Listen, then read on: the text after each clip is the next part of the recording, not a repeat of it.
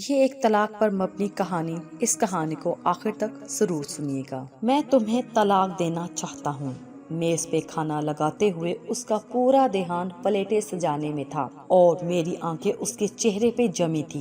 میں نے آہستگی سے اس کا ہاتھ تھاما تو وہ چونک سی گئی۔ میں تم سے ایک ضروری بات کرنا چاہتا ہوں۔ کافی ہمت جتانے کے بعد بالآخر میرے منہ سے نکلا۔ وہ چپ چاپ کرسی پہ بیٹھ گئی۔ اس کی نگاہیں چاہے میز پہ مرکوز تھی پر ان میں سے اٹھتا درد میں بخوبی محسوس کر رہا تھا۔ ایک پل کے لیے میری زبان پہ تالا سا لگ گیا، پر جو میرے دماغ میں چل رہا تھا اسے بتانا بہت ضروری تھا۔ میں تمہیں طلاق دینا چاہتا ہوں۔ میری آنکھیں جھک گئیں۔ میری امید کے برعکس اس نے کسی قسم کی حیرانی یا پریشانی کا اظہار نہ کیا، بس نرم لہجے میں اتنا پوچھا، کیوں؟ میں نے اس کا سوال نظر انداز کیا۔ اسے میرا یہ رویہ گرا گزرا۔ ہاتھ میں پکڑا چمچ فرش پہ پھینکے وہ چلانے لگی اور کہہ کر وہاں سے اٹھ گئی کہ تم مرد نہیں ہو۔ رات بھر ہم دونوں نے ایک دوسرے سے بات نہیں کی۔ وہ روتی رہی۔ میں جانتا تھا کہ اس کے لیے یہ جاننا ضروری ہے کہ آخر ہماری شادی کو ہوا کیا ہے۔ میرے پاس اس دینے کے لیے کوئی تسلی بخش جواب نہیں تھا۔ اسے کیا بتاتا کہ میں اس کی جگہ اب کسی اور نے لے لی ہے۔ اب اس کے لیے میرے پاس محبت باقی نہیں رہی۔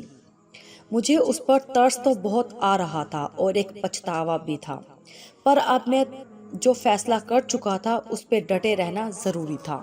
طلاق کے کاغذات عدالت میں جمع کرانے سے پہلے میں نے اس کی ایک کاپی اسے تھمائی، جس پہ لکھا تھا کہ وہ طلاق کے بعد گھر، گاڑی اور میرے ذاتی کاروبار کی 30% کی مالکن بن سکتی ہے۔ ہمارے اس چینل کو سبسکرائب بھی کیجیے اور اس ویڈیو کو لائک بھی کر دیجیے۔ اس نے ایک نظر کاغذات پہ دوڑائی اور اگلے ہی لمحے اس کے ٹکڑے کر کے زمین پہ پھینک دیے۔ جس عورت کے ساتھ میں نے اپنی زندگی کے 10 سال بتائے تھے وہ ایک پل میں اجنبی ہو گئی۔ مجھے افسوس تھا کہ اس نے اپنے انمول جذبات اور قیمتی لمحے مجھ پہ ضائع کیے، پر میں بھی کیا کرتا۔ میرے دل میں کوئی اور اس حد تک گھر کر چکا تھا کہ اس کو کھونے کا تصور ہی میرے لیے ناممکن تھا۔ بالآخر وہ ٹوٹ کے بکھری اور میرے سامنے ریزہ ریزہ ہو گئی۔ اس کی آنکھوں میں آنسوؤں کا سمندر امڈ آیا تھا۔ شاید یہی وہ چیز تھی جو اس طلاق کے بعد میں دیکھنا چاہتا تھا۔ اگلے روز پورا دن اپنی نئی محبت کے ساتھ بتا کے جب میں تھکا ہارا گھر پہنچا تو وہ میز پہ کاغذ پھیلائے کچھ لکھنے میں مصروف تھی۔ میں نے اس پہ کوئی دھیان نہ دیا اور جاتے ہی بستر پہ سو گیا۔ دیر رات جب میری آنکھ کھلی تو وہ تب بھی کچھ لکھ رہی تھی۔ اب بھی میں نے اسے کوئی سوال نہیں کیا۔ صبح جب میں اٹھا تو اس نے طلاق کی کچھ شرائط میرے سامنے رکھ دی۔ اسے میری دولت اور جائیداد میں سے کچھ نہیں چاہیے تھا۔ وہ بس 1 مہینہ مزید میرے ساتھ رہنا چاہتی تھی۔ اس 1 مہینے میں ہمیں اچھے میاں بیوی کی طرح رہنا تھا۔ اس شرط کی بہت بڑی وجہ ہمارا بیٹا تھا، جس کے کچھ ہی دنوں میں امتحانات ہونے والے تھے۔ والدین کی طلاق کا اس کی تعلیم پر برا اثر نہ پڑے، اس لیے میں اس کی یہ شرط ماننے کو بالکل تیار تھا۔ اس کی دوسری اور احمقانہ شرط یہ تھی کہ میں ہر صبح اسے اپنی باہوں میں اٹھا کے گھر کے دروازے تک چھوڑنے جاؤں، جیسا شادی کے ابتدائی دنوں میں کرتا تھا۔ وہ جب کام پہ باہر جانے لگتی تو میں خود اسے اپنی باہوں میں اٹھا کے دروازے تک چھوڑ آتا تھا۔ حالانکہ میں اس کی بات ماننے کو تیار نہیں تھا، لیکن ان آخری دنوں میں اس کا دل توڑنا مناسب نہیں لگ رہا تھا، اس لیے میں نے یہ شرط بھی مان لی۔ اس کی ان شرائط کے بارے میں جب میں نے اپنی نئی محبت سے ذکر کیا تو وہ ہنس بولی، وہ چاہے جو بھی کر لے، ایک نہ ایک دن طلاق تو اسے ہونی ہی ہے۔ میری بیوی اور میں نے اپنی طلاق کے معاملے سے متعلق کسی اور سے ذکر نہ کیا۔ شرط کے مطابق پہلے دن جب مجھے اسے اٹھا کے دروازے تک چھوڑنے جانا تھا تو وہ لمحات ہم دونوں کے لیے بے حد عجیب تھے۔ ہچکچاتے ہوئے میں نے اسے اٹھایا تو اس نے بھی اپنی آنکھیں بند کر لیں۔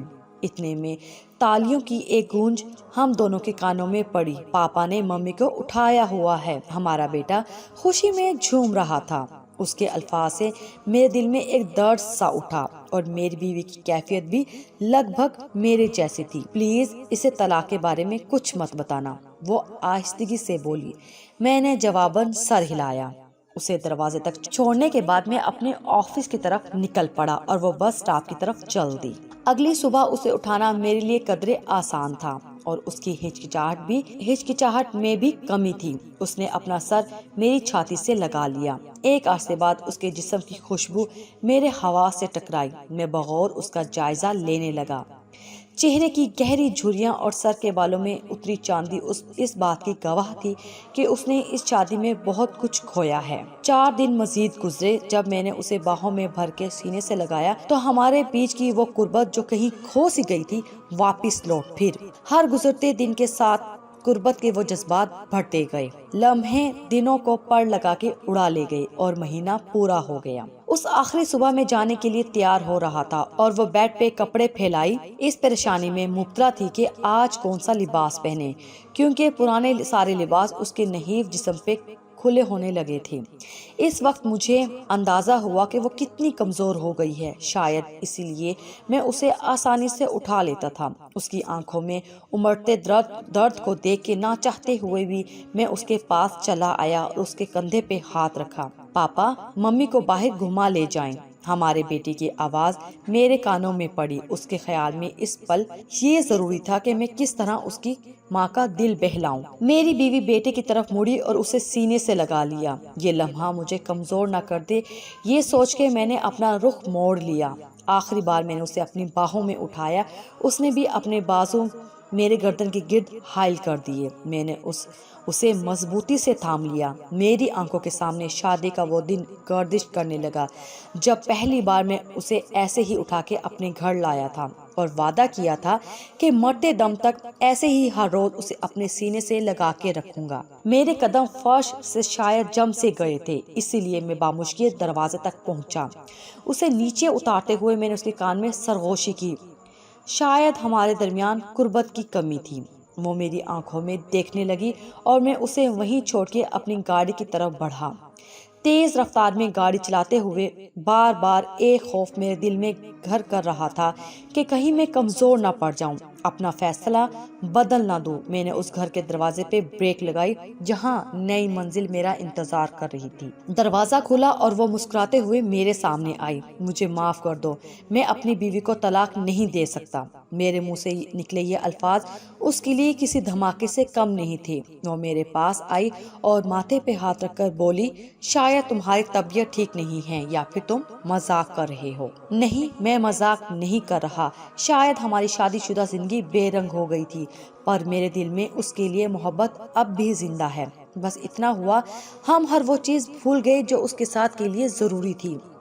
دیر سے ہی صحیح پر مجھے سب یاد آ گیا ہے، اور ساتھ نبھانے کا وہ وعدہ بھی یاد ہے جو شادی کے پہلے دن میں نے اس سے کیا تھا۔ نئے ہر بندھن کو توڑ کے بعد میں نے پرانے بندھن کو دوبارہ جوڑنے کے لیے واپس لوٹا۔ میرے ہاتھ میں پھولوں کا ایک گلدستہ تھا جس میں موجود پرچی پہ لکھا تھا، میں ہر روز ایسے ہی تمہیں اپنی باہوں میں اٹھا کے دروازے تک چھوڑنے آؤں گا، صرف موت ہی مجھے ایسا کرنے سے روک سکتی ہے۔ میں اپنے گھر میں داخل ہوا اور دوڑتے ہوئے سیڑھیاں چڑھنے لگا۔ میرے پاس اپنی بیوی کو دینے کے لیے زندگی کا سب سے بڑا تحفہ تھا۔ میں جب اسے چند لمحوں کی دوری پہ تھا تبھی زندگی کی دوڑ اس کے ہاتھوں سے سرک گئی۔ کئی مہینوں تک کینسر کی بیماری سے لڑتے لڑتے وہ ہار چکی تھی۔ نہ اس نے کبھی اپنی تکلیف کا مجھ سے ذکر کیا اور نہ ہی مصروف زندگی نے مجھے اسے پوچھنے کا موقع دیا۔ جب اسے میری سب سے زیادہ ضرورت تھی تب میں کسی اور کے دل میں اپنے لیے محبت کھوج رہا تھا۔ وہ جانتی تھی کہ اس کے پاس زیادہ وقت نہیں ہے، کہیں ایسا نہ ہو کہ اس کی موت سے پہلے طلاق کا اثر ہمارے بیٹے کے دل میں میرے لیے نفرت کا بیج بو دے۔ اس لیے بیتے 1 مہینے میں اس نے بیٹے کے سامنے انتہائی محبت کرنے والے شوہر کا میرا روپ نقش کر دیا، جو حقیقی تو نہیں تھا پر دائمی ضرور تھا۔ یہ کہانی ان لوگوں کے لیے ہے جو اپنے بے رنگ رشتوں میں رنگ بھرنے کی بجائے ان سے دور بھاگنے کی کوشش کرتے ہیں۔ کئی بار یہ سمجھنے میں ہم دیر کر دیتے ہیں کہ نئے رشتے قائم کرنا زیادہ صحیح ہے یا پھر پرانے رشتوں میں رنگ بھرے جائیں۔ اس کا فیصلہ آپ کے ہاتھ میں ضرور ہے، لیکن ایسا نہ ہو کہ آپ وقت پہ فیصلہ نہ کر سکیں اور اس تاخیر میں ہاتھ ہمیشہ کے لیے خالی رہ جائیں۔ تو دیر مت کیجیے پلیز۔